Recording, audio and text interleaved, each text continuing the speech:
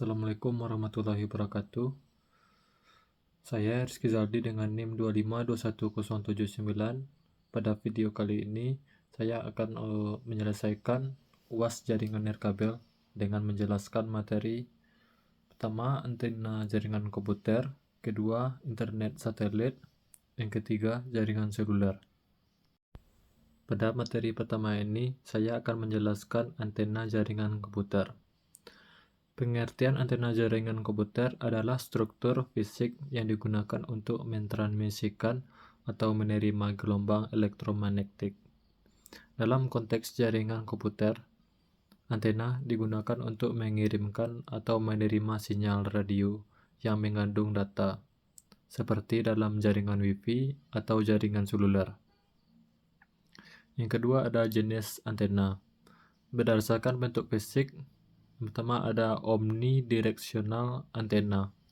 Antena ini memancarkan sinyal dalam semua arah. Mirip dengan cara radiasi bola, cocok untuk mencakup area luas tanpa perlu menargetkan arah tertentu. Yang kedua ada directional antena. Antena ini memfokuskan sinyal ke arah tertentu, sehingga memiliki jangkauan jauh lebih arah yang dituju. Yang kedua ada berdasarkan frekuensi. Pertama, antena dual band. Antena dual band ini mampu beroperasi pada dua frekuensi seperti 2,4 GHz dan 5 GHz yang umum digunakan dalam jaringan Wi-Fi modem. Yang kedua ada antena multiband. Antena multiband ini bisa beroperasi pada lebih dari dua frekuensi, memberikan fleksibilitas lebih dalam gangguan spektrum frekuensi. Yang ketiga ada parameter penting antena. Yang pertama gain. Gain adalah ukuran seberapa efektif antena dalam mengarahkan atau menerima energi dalam suatu arah. Dinyatakan dalam desibel atau dB. Semakin tinggi gain, semakin kuat sinyal yang dapat ditransmisikan atau diterima antena. Yang kedua, bandwidth. Bandwidth adalah sudut di mana antena memancarkan atau menerima energi secara efektif. Antena dengan bandwidth sempit cocok untuk berkomunikasi jarak jauh dengan arah yang ditentukan. Sementara yang lebar cocok untuk cakupan area luas.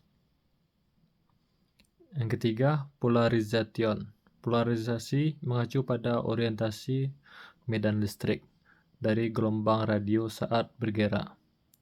Antena harus memiliki polarisasi yang sesuai dengan antena penerima untuk memaksimalkan transfer energi. Yang keempat ada aplikasi dalam jaringan komputer. Pertama, Wi-Fi networks. Antena dipasang pada router atau access point untuk mentransmisikan sinyal Wi-Fi ke perangkat seperti laptop atau smartphone. Yang kedua, cellular networks. Antena digunakan pada stasiun basis untuk menyediakan koneksi seluler kepada perangkat di seluruh area tertentu. Yang kelima, teknologi antena lanjutan. Pertama ada MIMO atau Multiple Input, Multiple Output. MIMO menggunakan beberapa antena untuk mentransmisikan dan menerima data secara bersamaan, meningkatkan throughput dan handalan jaringan. Yang kedua, beamforming. Teknologi ini memungkinkan antena untuk secara aktif mengarahkan sinyal ke perangkat tertentu, meningkatkan kecepatan dan kualitas koneksi. Yang keenam ada perancangan dan instalasi antena. Yang pertama ada lokasi. Penempatan antena harus dipertimbangkan dengan baik untuk memaksimalkan cakupan dan kualitas sinyal. Yang kedua, kabel dan konektor. Pemilihan kabel yang tepat dan penggunaan konektor yang baik penting untuk meminimalkan kerugian sinyal.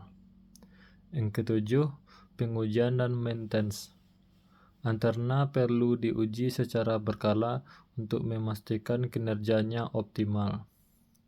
Maintenance rutin juga diperlukan untuk memastikan tidak ada kerusakan atau degradasi yang mempengaruhi kualitas sinyal. Selanjutnya ada antena dalam konteks jaringan seluler.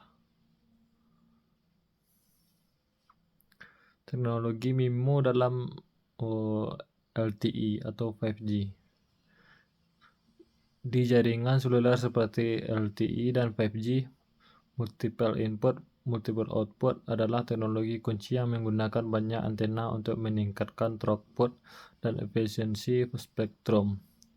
MIMO memungkinkan multiple stream data dikirim dan diterima secara bersamaan, meningkatkan kapasitas jaringan dan kecepatan transfer data. Yang kedua ada antena Massive MIMO.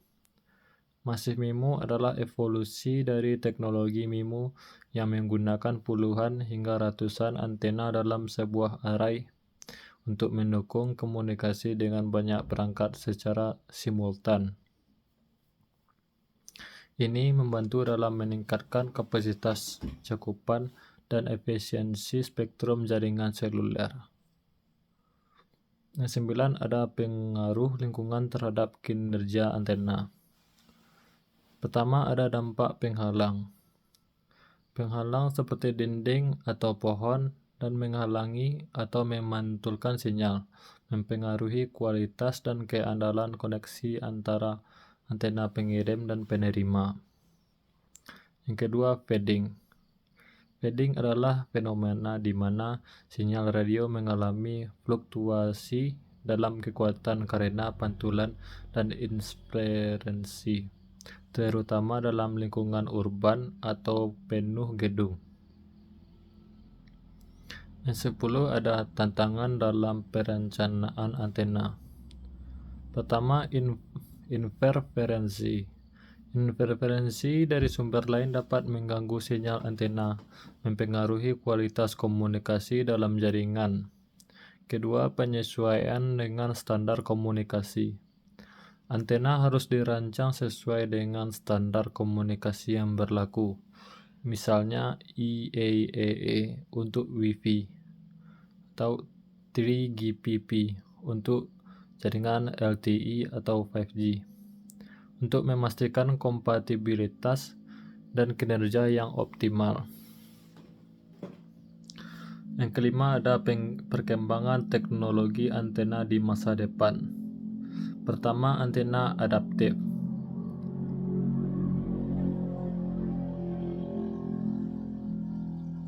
Antena adaptif menggunakan teknik seperti beamforming dinamis untuk secara otomatis menyesuaikan arah sinyal berdasarkan lokasi perangkat, meningkatkan efisiensi dan kualitas layanan.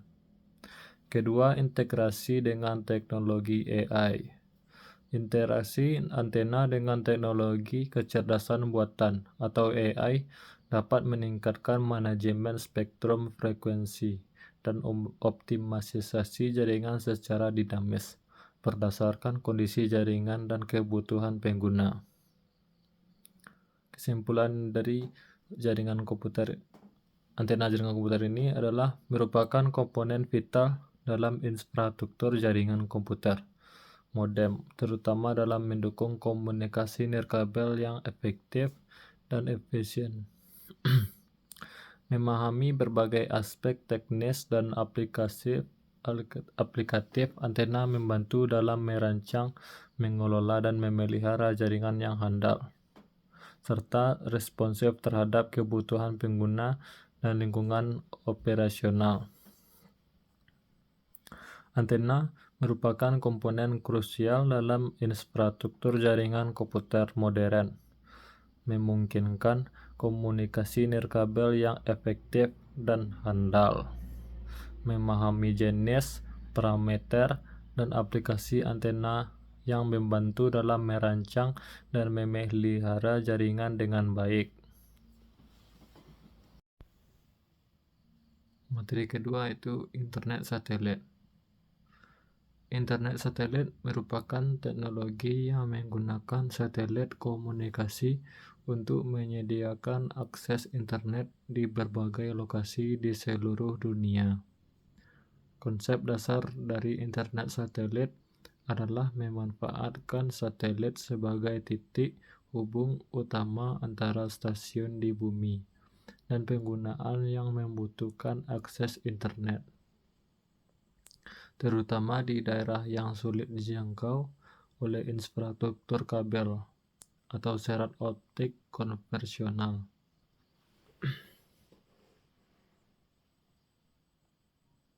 Sinyal internet dikirimkan dari stasiun pengirim di bumi ke satelit yang mengorbit di luar angkasa dan kemudian diteruskan kembali ke stasiun penerima di bumi. Teknologi ini telah menjadi solusi penting untuk mengatasi tantangan konektivitas di daerah pedesaan terpencil atau dalam situasi darurat. Sejarah dan perkembangan teknologi internet satelit dimulai sejak tahun 1960-an, ketika teknologi satelit pertama kali digunakan untuk transmisi sinyal telepon dan televisi. Pada tahun 1962, Telstar 1 menjadi satelit komunikasi pertama yang berhasil mengirimkan sinyal televisi transatlantik.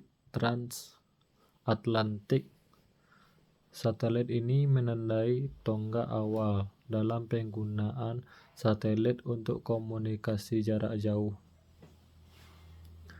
Pada tahun 1960-an hingga 1980-an, program-program seperti Early Bird dan Intelsat mengembangkan teknologi satelit untuk layanan komunikasi global. Meskipun pada saat itu internet sebagai layanan publik belum ada. Pada awal 1990-an, dengan munculnya internet publik, permintaan akan konektivitas global semakin meningkat.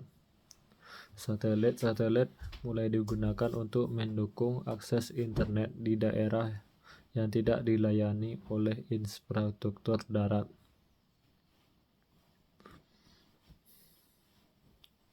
Pada tahun 1990-an dan awal 2000-an, teknologi satelit masih terbatas oleh kapasitas dan kecepatan transmisi data yang rendah dibandingkan dengan teknologi kabel.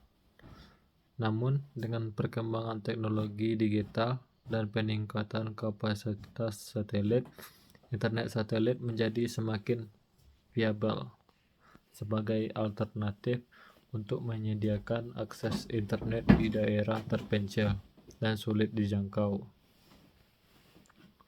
Pengertian teknologi internet satelit melibatkan beberapa komponen utama.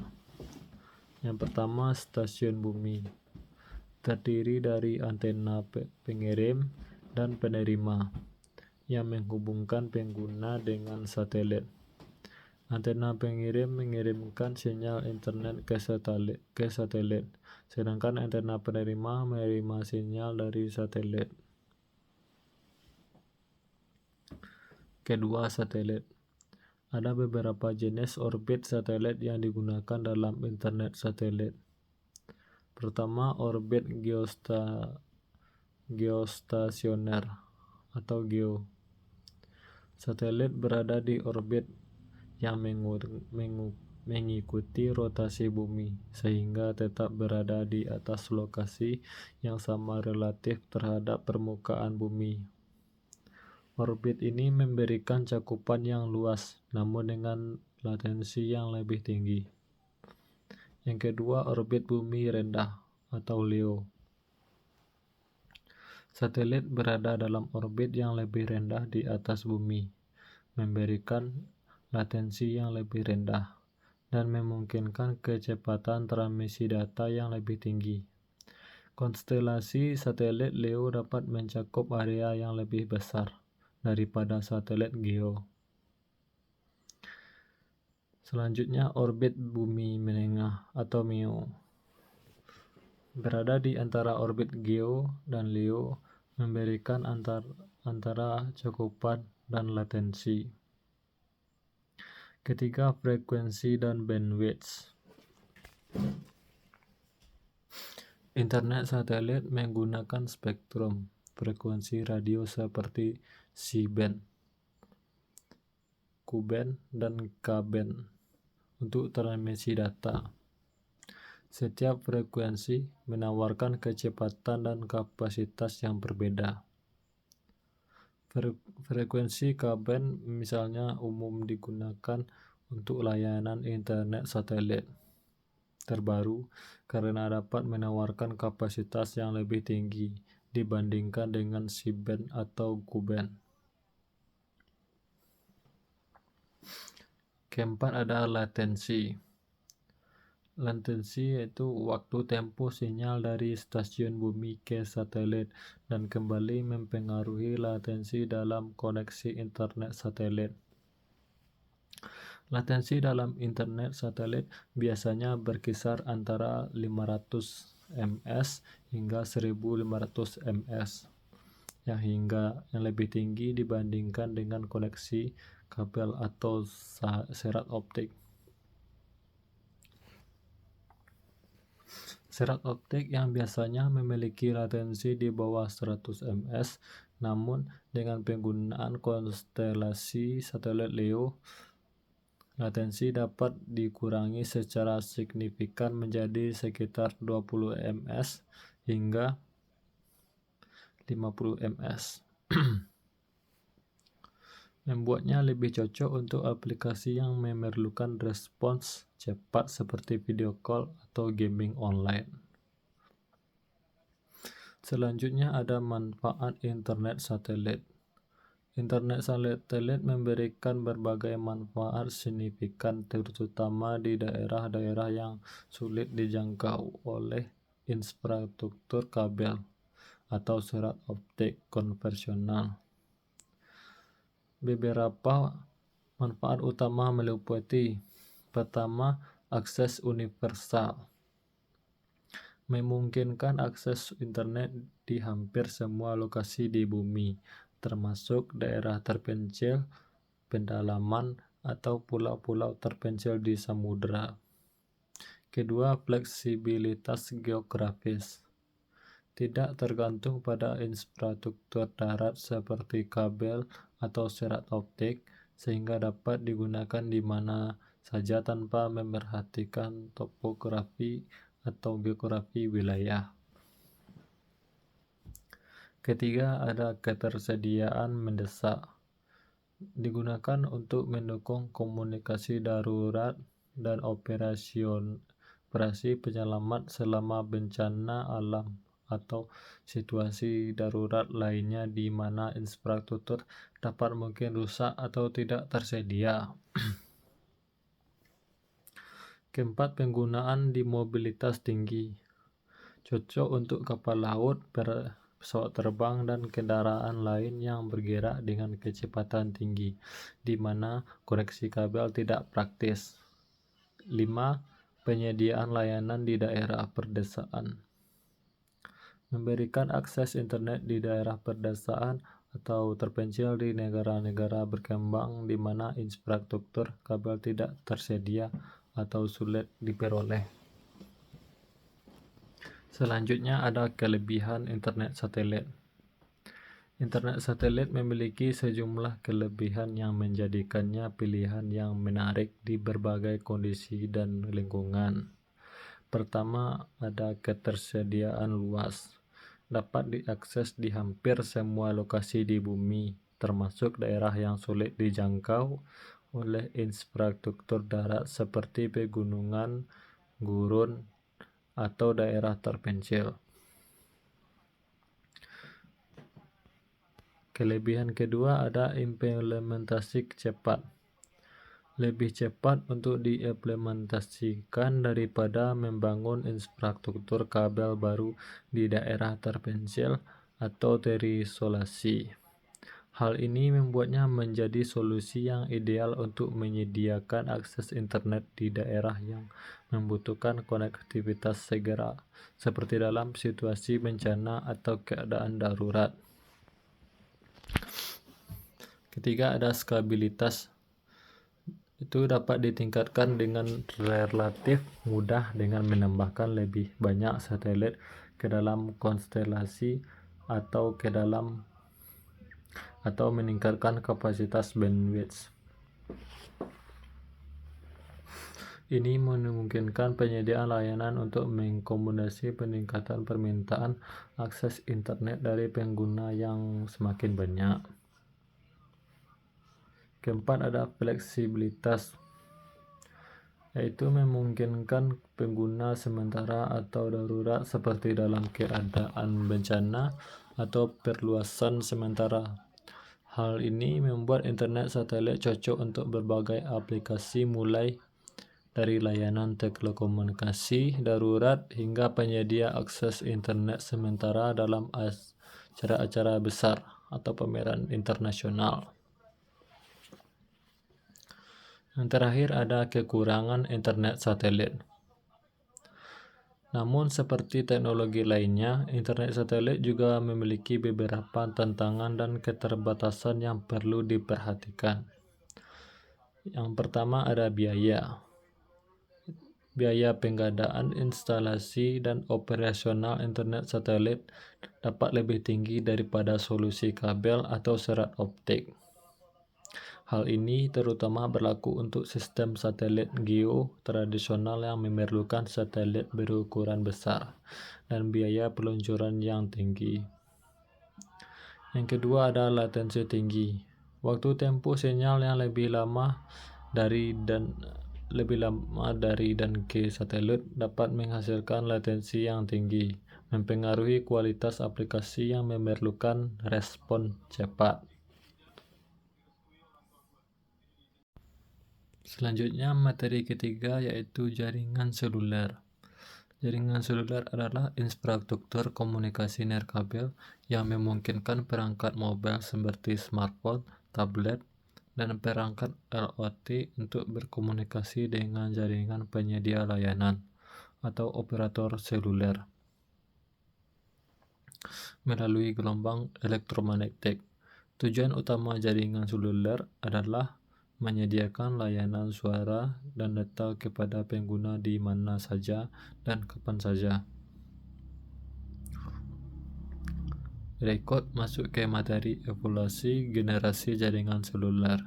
Yang pertama ada jaringan 1G atau 1G. Sistem pertama yang menggunakan teknologi analog untuk layanan suara. Selanjutnya ada 2G atau 2G. Transisi ke teknologi digital dengan standar seperti GSM atau Global System for Mobile Communication atau CDMA atau Code Division Multiple Access, memungkinkan layanan suara dan SMS. Selanjutnya 3G, membawa internet mobile dengan kecepatan lebih tinggi dan mendukung aplikasi multimedia seperti video call. Selanjutnya 4G atau LTE, Long Term Evolution, sebagai teknologi utama yang menyediakan kecepatan data tinggi untuk layanan seperti streaming, video HD, dan game online. Selanjutnya 5G atau jaringan saat ini yang digunakan. Jaringan seluler terbaru yang menjanjikan kecepatan ultra tinggi, latensi rendah, dan mendukung Internet of Things atau IoT, serta aplikasi yang sangat membutuhkan bandwidth tinggi seperti kendaraan otonom dan telemedicine. Kedua, arsitektur jaringan seluler. Komponen utamanya. Komponen pertama yaitu UA atau User Equipment, yaitu perangkat mobile yang digunakan pengguna seperti smartphone dan tablet. Kedua, RAN, Radio Access Network, yaitu infrastruktur yang terdiri dari BTS, Base Transceiver Station, dan Node B yang mengelola komunikasi radio antara UA dan jaringan operator. Ketiga, Core Network, bagian inti jaringan yang mengelola data dan layanan seperti pengalaman IP, routing, dan manajemen sumber daya. Selanjutnya, protokol komunikasi. Yang pertama ada IMS atau IP Multimedia Subsystem, yaitu mengintegrasikan layanan multimedia seperti Voice over IP dan video call ke dalam jaringan seluler. Kedua, TCP atau IP, yaitu protokol yang digunakan untuk transmisi data antara perangkat dan server di internet. Ketiga, ada teknologi utama dalam jaringan seluler. Pertama yaitu Multiple Access Technique. Contoh pertama ada VDMA atau Frequency Division Multiple Access, yaitu memisahkan kanal frekuensi menjadi subkanal untuk berbagai perangkat. Yang kedua ada TDMA atau Time Division Multiple Access, yaitu memisahkan kanal waktu menjadi slot-slot waktu yang dialokasikan untuk berbagai perangkat. Selanjutnya ada CDMA atau Code Division Multiple Access, memungkinkan banyak perangkat untuk berbagai spektrum frekuensi yang sama dengan menggunakan kode unik. Selanjutnya modulasi. Pertama ada EM, Amplitude Modulation, dan VM, Frequency Modulation, yaitu modulasi analog yang digunakan dalam sistem TG. Kedua, QPSK, Quadrant Phase Shift Keying, dan QAM, Quadrant Amplitude Modulation, yaitu modulasi digital yang meningkatkan efisiensi dan kecepatan transmisi data dalam sistem 3G dan 4G. Ketiga, QVDM, Orthogonal Frequency Divisional Multiplexing, yaitu digunakan dalam jaringan 4G untuk mengatasi interferensi dan meningkatkan kecepatan data. Keempat, layanan dalam jaringan seluler. Pertama, layanan suara. Panggilan suara yaitu layanan dasar yang memungkinkan pengguna untuk berkomunikasi suara. Kedua, layanan data. Internet mobile, yaitu akses ke internet untuk browsing web, email, dan aplikasi online. Kedua, SMS, Short Message Service, dan MMS, Multimedia Message Service, yaitu layanan pesan teks dan multimedia antar pengguna. Selanjutnya, layanan tambahan. Pertama, lokasi, yaitu layanan yang menggunakan teknologi GPS untuk pelacakan lokasi perangkat. Kedua, streaming media, yaitu layanan untuk mengakses dan menonton video atau mendengarkan musik secara online. Ketiga, LOT, Internet of Things, yaitu mendukung konektivitas untuk perangkat yang terhubung seperti sensor printer dan perangkat rumah tangga cerdas. Kelima, tantangan dan masa depan jaringan seluler. pertama tantangan. Tantangan pertama itu kapasitas jaringan, yaitu pertumbuhan jumlah pengguna dan permintaan akan data yang tinggi menantang kapasitas jaringan. Kedua, keamanan. Perlindungan terhadap serangan cyber dan privasi data pengguna. Ketiga, latensi, yaitu waktu respon jaringan yang rendah, menjadi kunci untuk aplikasi real-time seperti game online dan kendaraan otonom. Kedua, ada masa depan jaringan seluler. 5G adalah pengembangan jaringan yang meliputi teknologi seperti Massive MIMO atau Multiple Input Multiple Output, Network Slicing, dan edge computing untuk mendukung aplikasi masa depan seperti submerged reality atau AR dan virtual reality VR. Selanjutnya ada Beyond 5G. Penelitian dan pengembangan teknologi untuk jaringan berikutnya termasuk spekulasi tentang jaringan 6G yang mungkin meliputi komunikasi holografik dan penggunaan spektrum frekuensi yang lebih tinggi.